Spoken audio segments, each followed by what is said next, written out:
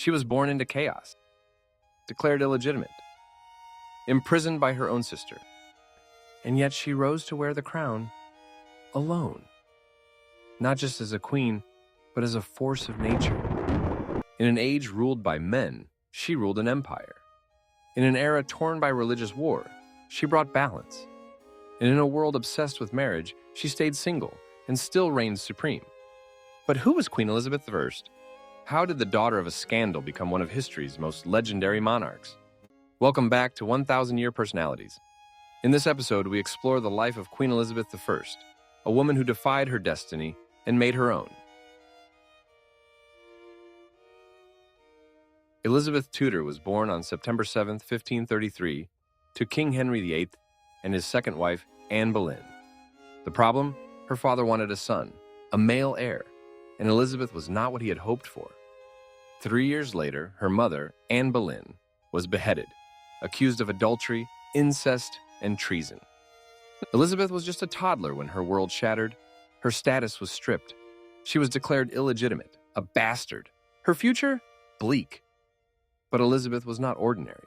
She was observant, sharp, and quietly building an inner strength that would one day shape a nation. Elizabeth's childhood was spent navigating danger. Her father, King Henry, would marry 4 more times after Anne Boleyn. Elizabeth watched each rise and fall with caution. After Henry's death in 1547, her younger half-brother, Edward VI, took the throne. When he died young, power passed to her Catholic half-sister, Mary I, also known as Bloody Mary, for her brutal persecution of Protestants. Elizabeth, a Protestant, was seen as a threat. She was imprisoned in the Tower of London, accused of conspiracy, treason, even potential execution. But there was never solid evidence. So she waited carefully, quietly, until fate turned in her favor. In 1558, Queen Mary died. Elizabeth, at just 25 years old, ascended to the throne of England.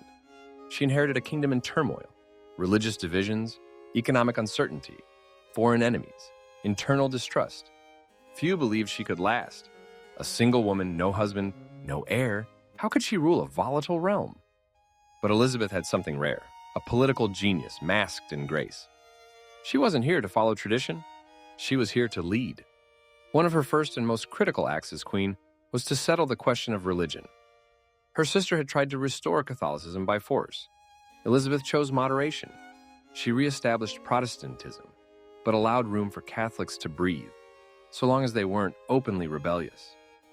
It was called the Elizabethan Religious Settlement, and it laid the groundwork for England's stability for generations. To many, she was a heretic, to others, a savior. But above all, she was a master strategist, walking a tightrope between peace and civil war. From the moment she wore the crown, one question echoed in every court across Europe. Whom will the queen marry? Kings, princes, dukes, they all lined up. But Elizabeth played a different game. She flirted, negotiated, postponed, but she never said yes. And when pressured, she declared herself married to England. By refusing to marry, she maintained absolute power. No husband, no foreign influence, no rival on the throne. And so she became known as the Virgin Queen, a symbol of independence, power, and mystery. Elizabeth's reign was constantly under threat, but none more dangerous than Mary, Queen of Scots. Mary was Catholic, royal, and next in line to the English throne. To many Catholics, she was the rightful queen, not Elizabeth. Mary fled to England in 1568 after being forced to abdicate her throne in Scotland. Elizabeth, wary, imprisoned her. For 19 years, Mary was held under surveillance. Then came the breaking point. Mary was discovered to be involved in a plot to assassinate Elizabeth and seize the throne. Elizabeth hesitated. Executing a fellow monarch was dangerous territory, but eventually the crown had to be protected.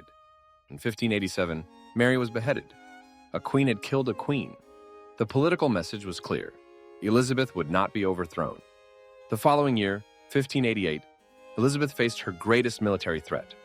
King Philip II of Spain, furious over Mary's execution and Elizabeth's Protestant rule, launched the Spanish Armada, a massive fleet sent to invade England. The odds were against her, but Elizabeth rallied her troops with one of the most iconic speeches in British history. I know I have the body of a weak, feeble woman, but I have the heart and stomach of a king. and of a king of England too. The Armada was crushed by English tactics in a fierce storm. The moment defined her reign. Elizabeth had not just ruled, she had defended.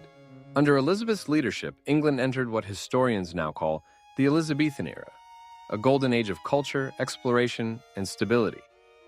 This was the age of William Shakespeare, Christopher Marlowe, and the blossoming of English theater. It was the era of Sir Francis Drake and Sir Walter Raleigh, of global voyages and colonial ambitions. Trade expanded, the arts flourished. England transformed from a struggling kingdom into a rising world power. And at the center of it all, a queen who never married, never yielded, and never wavered. But all reigns must end. As Elizabeth aged, the court changed. Her closest advisors died, her popularity waned. She became more isolated.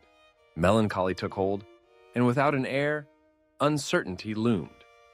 On March 24, 1603, at the age of 69, Queen Elizabeth I passed away quietly.